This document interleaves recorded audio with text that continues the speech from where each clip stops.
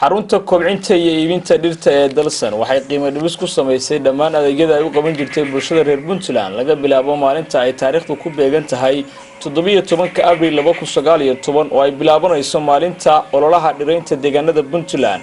Qiimo dhimistaasi oo soconaysa muddo kooban. Adeegyada ay xaruntan idin qabanayso waxaa ka mid ah kobcinta iyo iibinta dhirta, dhiraynta iyo cagaarinta goobaha dadweynaha, hoteelada, guryaha iyo meheradaha. Goglida cawska beeristiisa iyo calafka xoolaha dhiraynta dariiqyada caamka iyadoo lagu jiro xilli roobaad ayay sidoo kale shirkadda beerista iyo iibinta dhirta ee Dalsan waxay ugu talagashay macaamiisheeda inay uga faa'iideyso xilliga roobka isla markaasna ay u beerto dhir guryahooda waxaana loogu sameeyay qiimo dhimis.